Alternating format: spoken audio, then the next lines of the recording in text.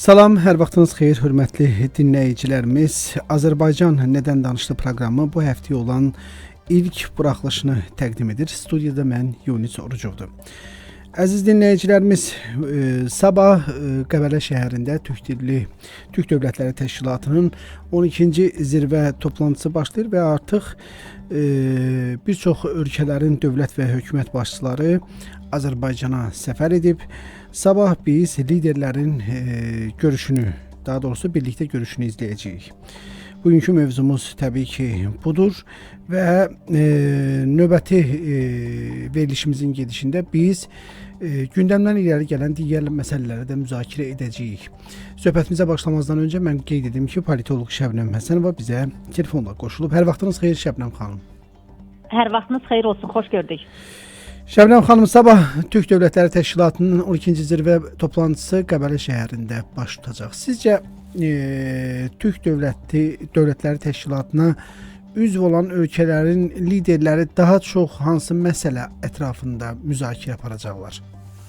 Bəli, olduqca aktual mövzudur. Həm aktualdır, həm də deyək ki, bizim geostrateji artıq mövqeyimizin güclənməsindən xəbər verən bir məsələdir. Nə baxımdan? O baxımdan ki, biz daha öncəki illərdə Türk Dövlətlər Təşkilatının əsasən iqtisadi və bir də mədəni sahələr üzrə əməkdaşlığı dərinləşdirilməsində maraqlı olduqlarına şahid olurduq, deyilmi?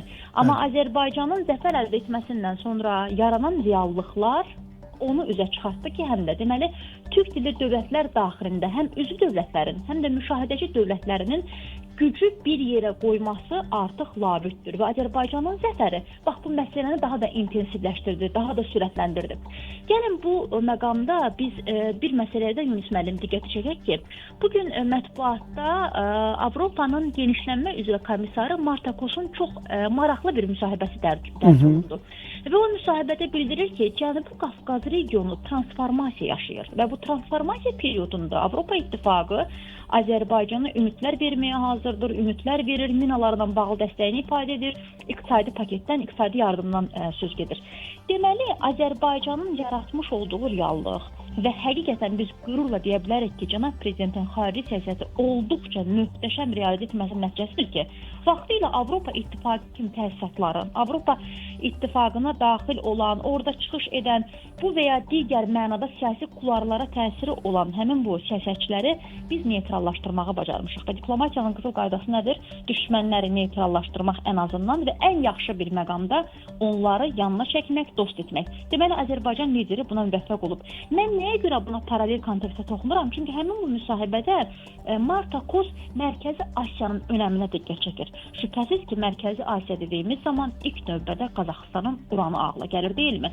Və belə bir məqamda Transxəzər layihəsində Azərbaycanı əsas tərəfdaş kimi görmək və Mərkəzi Asiyadan Avropaya, oradan Asiyaya və bütünlükdə bütün Avrasiyanı, belə deyək ki, ağuşuna alan bu nəqliyyat və kommunikasiya layihəsində Azərbaycanın iştirakı olmadan, Azərbaycanın yaratdığı reallıqlar nəzərə olmadan hər hansı bir addımların atılması mümkünsüzdür. Bax, bu baxımdan Mərkəzi Asiya dövlətləri hansı ki, böyük potensiala, əraziyə, əhaliyə, yeraltı və yerüstü sərvətlərə malikdir. Eyni zamanda burada nəqliyyat və kommunikasiyanın üzərində yerləşməsi məsələsi var.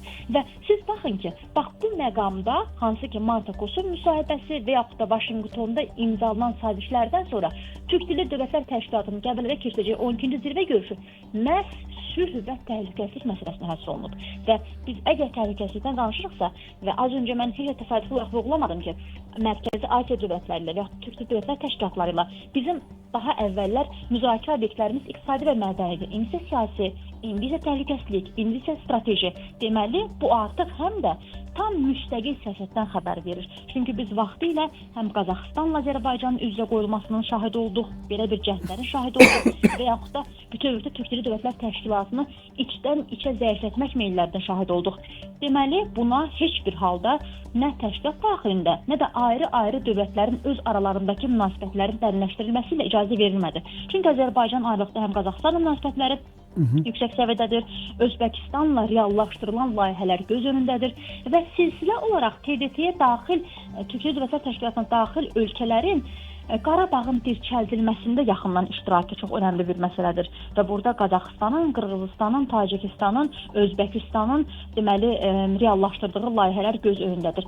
Və bu məqam, bu məsələ həm də ondan ibarətdir ki, nə qədər klişe səslənsə də, gəlin biz bu reallığı da açıq etiraf edək ki, həm daha öncəki məqamlarda bu görüşlərin, qeyri-rəsmi görüşlərin Şuşada keçirilməsi, Qarabağda keçirilməsi həm regionların, həm Qarabağın dirçəldilməsi deməkdirsə və bütün dünyanın fokusunun məhz bizim regionlara çəkilməsi deməkdirsə, bu həm də Qəbələnin belə deyək ki, mədəni, tarixi zənginliyinin dünyaya göstərilməsidir. Çünki bu istiqamətdə Azərbaycana qarşı təzyiqlər var idi. Azərbaycanın iqtisadi inkişaf modelini kölgə altına salmaq istəyən, bununla mənim bayaq az öncə bildirdiyim həmin o Avropa təsisatları, siyasətçilərinin Azərbaycanda daxili məsələlərə müdaxilə cəhdləri var idi. Məsələn, biz bunu Gürcüstanın kontekstində gördük deyilmi? Ermənistanda davamını gördük və yaxud da indiki məqamda bax o Gürcüstanda keçirilən bələdiyyə seçkilərinin ucundan tutaraq bunu dərinləşdirilməsinə doğru atılan addımların, cəhdlərin şahid olduq. Və bu istiqamətdə şübhəsiz ki, Türk Dili Dövlətlər Təşkilatının bu mövzuya həsr olunması təsadüf deyil. Çünki deməli Azərbaycanın siyasi gündəliyinin prioritet məsələsi sülhdür. Sülhün daha dayanıqlı, deməli, burada hal almasıdır və təhlükəsizlik. Hansı baxımdan təhlükəsizlik? Nəqliyyat və kommunikasiyalarla bağlı Azərbaycanın da həmin bu təşkilata, həmin bu təsisata üzv dövlətlərin də deməli yer alacağı layihələr göz önündədir. Şübhəsiz ki, burada layihələrdən söhbət gedirsə, bunun faydaları olduğu qədər riskləri də var. Bax, bu risklərin belədəki minimallaşdırılmasında təhlükəsizlik istiqamətində deməli gücün konsolidasiya olunması çox önəmli bir amildir ki, həmin bu 12-ci zirvə görüşü məhz bu deməli hədəfə nail olmaq istiqamətində deməli addımlar atacaq. Şəbnəm xanım, siz Gürcüstandakı hadisələrə toxundunuz. İstəyirdim bir qədər də bu barədə danışaq. Sizcə bu hadisələr niyə baş verdi? Hərçənd ki, çoxdandır Gürcüstanda sakitlik idi, lakin birdən-birə yenə də ara qarışdı. Sizcə bunun səbəbi nə idi və bu xaricdən idarə olunan proses idi, yoxsa daxili narazılığın nəticəsi idi?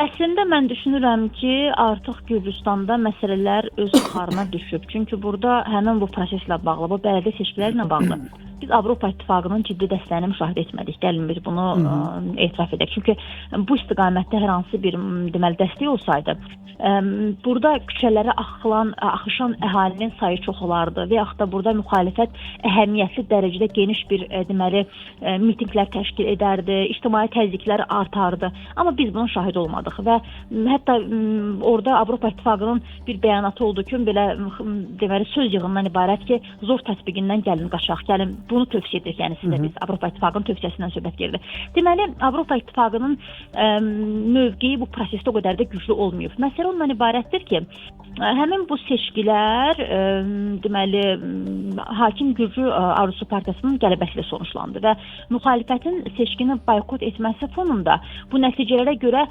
partiya səslərin 81%-nə sahib oldu.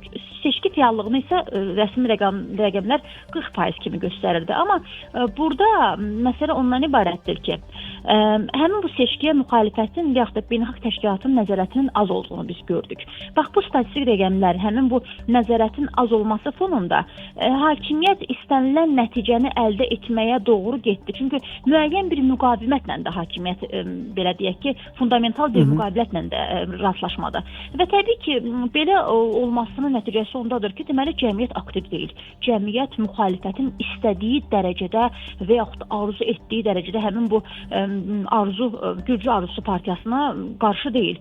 Və hətta biz burada görürük ki, məsələn, Gürcü mətbuatında belə xəbərlər çıxdı ki, get-gedə Gürcüstan artıq müharibəyə cəlb olunur. Orada silah tapılması məsələləri oldu ki, güya Gürcüstanın müəyyən ərazilərində külli miqdarda silahlar tapılıb. Ola bilsin ki, cəmiyyətin yenidən bir burada xofu yarandı ki, yəni heç bir halda o kəsişən və yaxud da dərinləşən rəqabətin yenidən mərkəzində Gürcüstan qalmaq istəmir. Çünki daha öncəki məqamlarda biz bilirik ki, Gürcüstandakı proseslərə Qərbin müdaxiləsi daha kəskin idi və bir burada məsələni mən ümumiyyətlə əlaqələndirmək istəyirəm ki, artıq bax o az öncə mən Marta Koşun deməli müsahibəsinə nəzər yetirdim. O müsahibədə Cənubi Qafqazda Azərbaycanı baxın ki, əsas aktor kimi, əsas oyunçu kimi müəyyənləşdirir və sanki Azərbaycan üzərində, Azərbaycanla daha doğrusu qurulan əlaqələr üzərindən Cənubi Qafqaz ölkələrinə bir münasibət formalaşdırır. Və bu istiqamətdə Avropa İttifaqının artıq Gürcüstanda o qədər də maraqlı olmadığını biz görürük. Çünki maraq nədən ibarətdir? Maraq odur ki, nəqliyyat və kommunikasiyalarda bu və ya digər qaydada və yaxud da maksimal dərəcədə bacarılan qədər deməli burada bir pay sahibi olsunlar və mən düşünürəm ki, həmin bu nəqliyyat və kommunikasiyaların gətirəcəyi faydadan və yaxud da əməkdaşlıqdan və yaxud da artıq Vaşinqtonda əldə olunan sülh razılaşmalarının nəticəsi olaraq elə TRIP layihəsindən kənarda qalmağın özü Avropa İttifaqı üçün siyasi mənada ən bəsit formada düşünürəm ki, sadəlövhlük olar. Bu baxımdan Avropa İttifaqı artıq vəziyyəti düzgün dəyərləndirir və burada konfrontasiyanın ona heç bir deməli nəticə verməyəcəyinin belə deyək ki, hesablamalarını edir və bu istiqamətdə Gürcüstan çoxdan Qərbin əlindən çıxıb desək düşünürəm ki, biz yanılmarıq. Sizcə siz dediniz ki, Qərbin əlindən çıxıb Gürcüstan. Biz Biden administrasiyası dövründə Gürcüstana olan münasibəti yaxşı xatırlayırıq. Sizcə həmin administrasiyadan fərqli olaraq Trump administrasiyası Gürcüstana münasibətdə hər hansı bir addımı atacaqmı? Yəni biz fərqli mənzərəni müşahidə edə biləcəyikmi yaxşılaşmaya doğru? Baxın, biz əgər Trump administrasiyası ilə Biden administrasiyasını həm Gürcüstana münasibətdə, bütövlükdə Cənubi Qafqaza münasibətdə, çünki Amerika Birləşmiş Ştatları böyük bir gücdür. Onun ayrı-ayrı dövlətlərə qarşı münasibətlərindən daha çox müəyyən bir regiona fundamental baxışı deməli daha da nəzərə çarpır. Və bu istiqamətdə Biden administrasiyası daha çox belə deyək ki, siyasi dərinləşmədə, konfrontasiyada və yaxud da bəlkə də öz təbirincə deməli bu oxları daha uzağa atmaqda maraqlı idi. Amma Trumpın həm keçmişi, həm bu biznes fəaliyyəti və yaxud da ümumilikdə dünyaya baxışı tamamilə fərqlidir. Trump beynəlxalq deməli əməkdaşlıqda, layihələrin icrasında, biznes dünyası ilə əlaqələrin genişləndirilməsində maraqlıdır. Və təsadüfi deyil ki, baxın ki, dünyanın o çözülməz düyün nöqtəsi kimi gördüyümüz Qəzzada biz insanlıq dramına şahidlik etdiyimiz məsələ ilə bağlı da Trump olduqca konstruktiv bir yanaşma ortaya qoyur və Qəzza Həmasla daha doğrusu İsraili barışdırmaq istiqamətində müəyyən razılaşmalara gəlmək istiqamətində addımlar atır. Bir tərəfdən məsələn Amerika Birləşmiş Ştatları İsraili balanslaşdırmağa çalışırsa, digər tərəfdən Amerika Birləşmiş Ştatları Misirlə, Türkiyə ilə, Qətərlə münasibətlərini yumşaq saxlayıb, müsbət qurub, həmin bu üç aktoru Həmasla digər tərəfdə münasibətlər qurmağa, əlaqələr qurmağa təşviq edir, deyilmi? Və bir olan məqamda biz təbii ki görürük ki, Biden administrasiyasından Trump administrasiyasının yanaşması təmiz fərqlidir.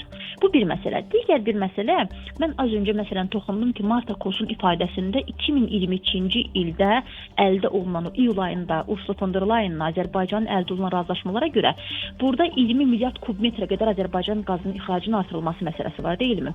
Və Avropa İttifaqı və yaxud da Qərb, gəlin və yaxud da biz bunu daha dəqiq dilə toxunaq ki, əgər biz ifadə ediriksə ki, Trump burada iqtisadi layihələrdə canlanmada maraqlıdır, deməli heç bir halda Gürcüstanın bu proseslərdən kənarda olmasını istəmir. Çünki bir digər tərəfdən o qeyd etdiyimiz 3+3 əməkdaşlıq formatı var idi. Hansı ki Gürcüstan o Cənubi Osetiya və Abxaziya məsələsinə görə xatırlayırsansa müharibədən sonra biz dərhal həmin formata qatılmadı. Qatılmadı və hətta sonrakı məqamlarda buradan çox çağırışlar oldu ki, biz Gürcüstanı yenidən görmək istəyirik. Bax bu istiqamətdə biz o cəhdlərin şahid olduq, amma hər bir halda konkret bir əməl burada görünmədi.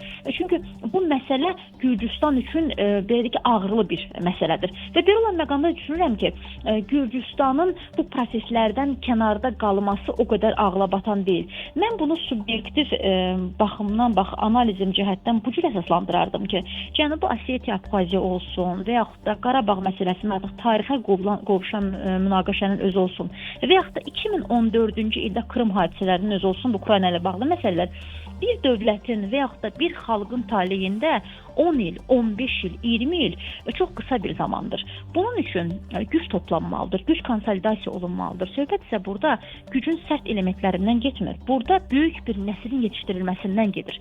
Və bu istiqamətdə həqiqətən də Azərbaycanın yaratmış olduğu reallıq, qurmuş olduğu model öz sözünü deyir. O baxımdan ki, Azərbaycan gücləndi və bu istiqamətdə Azərbaycan o gücünü həmin bu layihələrlə qoydu və hər nə qədər siz baxın ki, Ursula von der Leyen də bizim dövlətimizin başçısı Kopenhagendə görüşsə də və burada münasibətlər çox yüksək səviyyədə olsa da burada görüşlər zamanı. Amma gəlin unutmayaq ki, məhz bu anlaşma memorandumu hətta imzalandan sonra COP29-dan sonra həmin bu Zənan xaylağının söhbət Ursula von der Leyen'dan gedir. Azərbaycana qarşı nə qədər kəskin ittihamlarına şahid olduq. Və təbii ki, deməli, burada məsələ nədən ibarətdir? Burada məsələ odur ki, praqmatik, eyni zamanda qətiyyətli bir siyasi iradə ortaya qoyasan. Və Azərbaycan lideri, Azərbaycan bütövlükdə bunu etməyə bacardı.